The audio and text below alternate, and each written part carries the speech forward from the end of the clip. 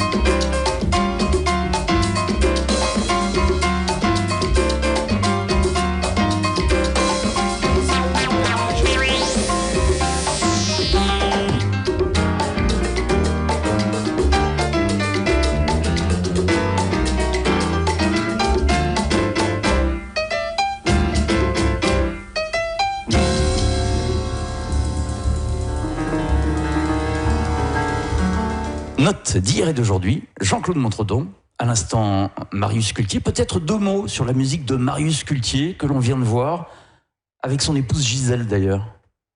La musique de Marius a toujours été très gai, joyeux. C'est un gars qui passait du passo doble à la biguine ou un boléro.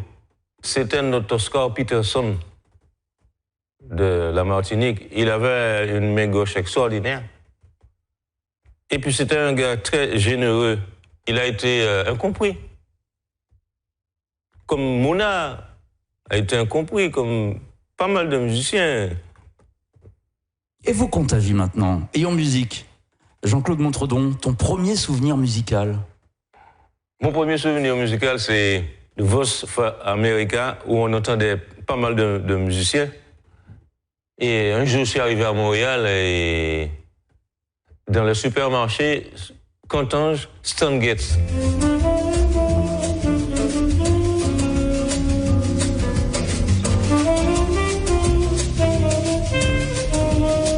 Ici, on a un saxophoniste qui vit toujours, qui s'appelle Paul-Jules Véco. À l'époque, il jouait du ténor. Et il n'avait pas le propre son de Stan Getz, mais c'était à peu près similaire. Et puis en plus, je l'ai connu à un endroit où justement je vais jouer là, c'est au New Morning. Je suis allé le voir, c'est un gars très charmant, très gentil. Voilà Stan Getz. Le morceau qui te fait pleurer, qui te rend triste? Il y a un seul morceau que je vois là, c'est Love Supreme.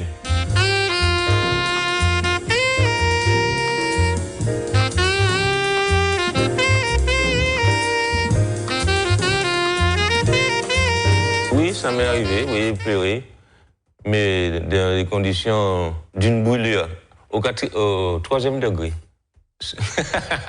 Allez, le morceau qui te met en joie instantanément. Happy birthday.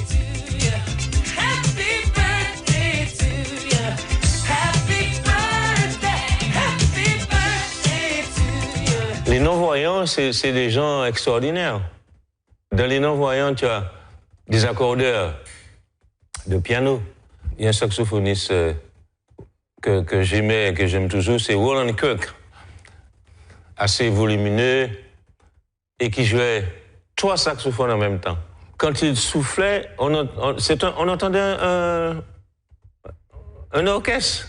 Le morceau qui te dévoile le plus? C'est une composition de moi que j'ai appelée Freedom.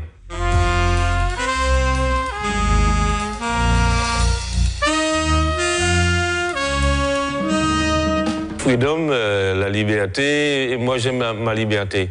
Freedom, c'est quelque chose. Le morceau que tu aurais aimé écrire? The Warbin Night.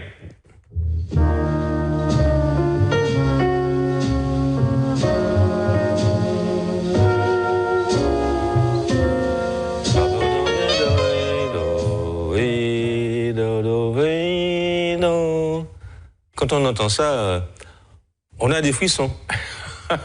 Aujourd'hui, tu as choisi de regarder Chico Gelman. Oui. On se retrouve juste après.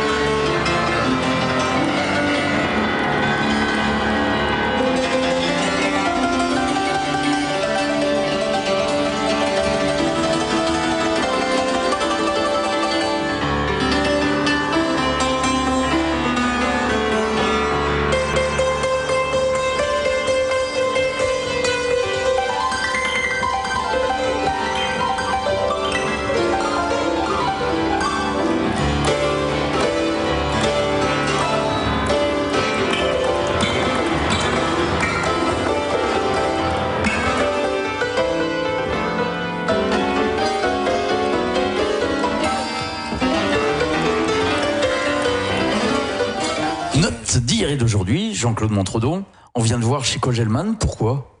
Eh bien, Chico, il a toujours été encore un musicien à part. Il préfère jouer tout seul. c'est notre Cécile Taylor martiniquais, mais qui n'a rien à voir avec Cécile Taylor, mais c'est à peu près similaire.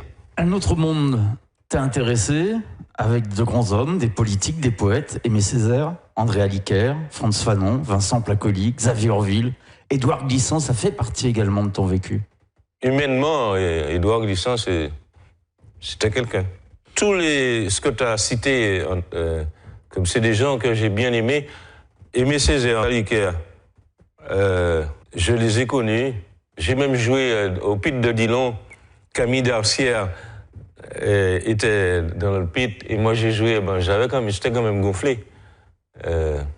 Musicalement, toujours. De jouer devant eux, tout seul. Faire une conversation batterie et les voir là, quoi. C'était bien. Tu le dis, avec ces gens-là, il y a de la matière, il y a la découverte ou l'ignorance. Comment t'es-tu intéressé à la pensée et aux mots? Les mots ont beaucoup d'importance. C'est comme la musique, ne pas dire n'importe quoi. Tout à l'heure, tu évoquais Marius Cultier, mais aussi Mona, oui. Francisco. Oui. Ils ont fait partie de ta vie. Une musique qui est bien différente de la tienne. Francisco, par exemple, c'est le premier homme antillais qui a introduit le tambour-belais dit chez les bourgeois. J'aime pas tellement ce mot-là. C'est des gens riches ou machin, c'est lui. Et puis c'est le premier aussi, il faut pas l'oublier. C'est le premier qui a monté une école de judo en Martinique. C'est un gars qui m'a fait travailler au Penchant Musique à l'ERTF à l'époque. Et puis c'est un gars que j'aimais bien, dès qu'il m'envoyait « Comment vas-tu, fiston ?» On va retrouver Francisco en image dans cette émission, puisque tu nous en parles. On l'écoute. Caroline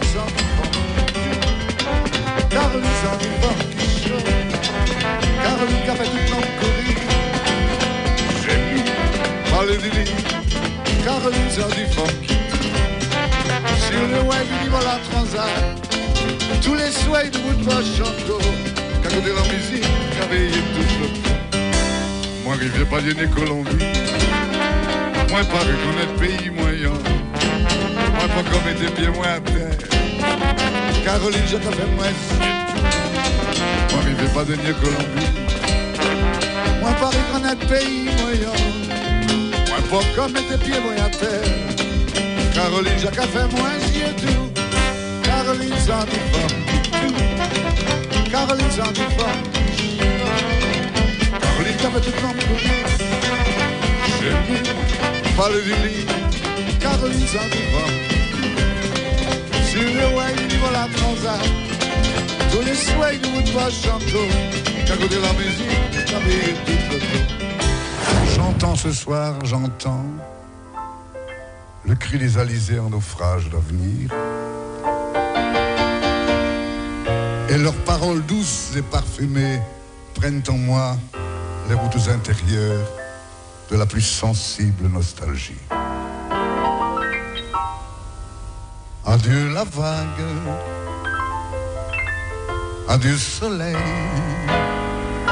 adieu cannelle, adieu pays de mes amours. J'ai dû choisir l'hiver au bord des yeux, au bord du cœur, des lucioles de pluie. Viennent des mornes, viennent des vents pour les derniers roulis. Adieu la vague, adieu soleil et petit colibri. Moi pas très jamais vieilli. Passe-moi un métropole, la vie. Moi pas les ni pièces, soucis. C'est petit, moi qu'a dit. Aimer la vie est belle. Aimer la vie est belle. Tant pis pour ça qui pas les connaître la vie. tant pis pour ça qui parle. Au travail, aimer la vie est belle. Aimer la vie est belle. Tant pis pour ça qui parle, connaître la vie. Tant pis pour ça qui parle.